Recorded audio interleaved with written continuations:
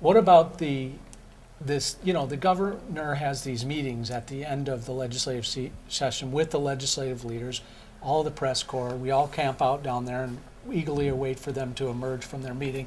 And except when you can't get in the building. Except when you can't get in the building. And they tell us nothing about what the discussions were, none of that. And open meeting laws apparently don't apply to them when they're in those kind. No. And then they set up this kabuki theater called the LCPFP meetings, or the Legislative Process and Policy Committee meetings, where they basically trump out the policy talking points and then go away and don't answer questions about what is really the issue and what was really discussed.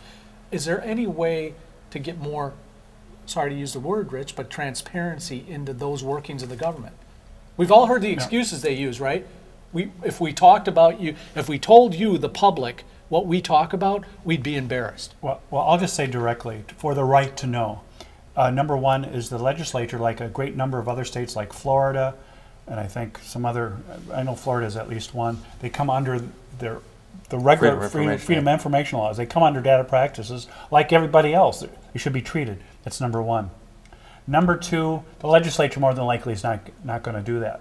But what the public needs to know is ask these individual representatives and senators and the governor using the Data Practices Act, I want to see your working papers. I want to see your documents.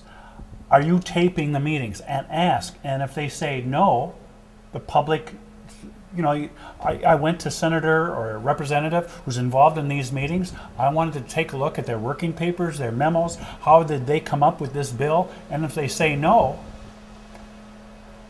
publicize it on the internet, blog it, make sure the newspapers do it, who sometimes are not doing a lot of the jobs that a lot of other folks are doing, but get the media out there. I mean, that's one way, I'm sorry to say, but it's embarrassment sometimes in those situations. So that at least there's two options. One is, more direct, hey, give us the data that would be public, that should be public.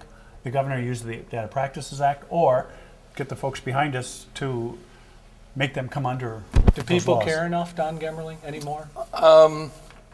It's funny, I'm actually teaching a class on privacy and transparency, and today's subject was transparency.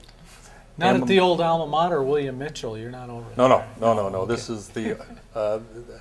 This is the Osher Lifelong Learning Institute. Continuing education for geezers.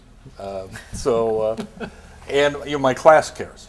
Okay, and part of what I'm doing in my class, you wouldn't be surprised to learn, is trying to get them to care more and to do the kind of things that Rich is talking about. But the Minnesota Coalition on Government Information, our idea, and we're going to try it here somewhere in the process, is to require that those end of the session meetings be taped.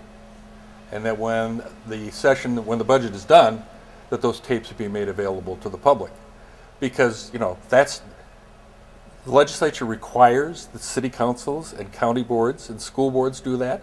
So shouldn't what's good for the goose be good for the gander, if I could use an old cliche?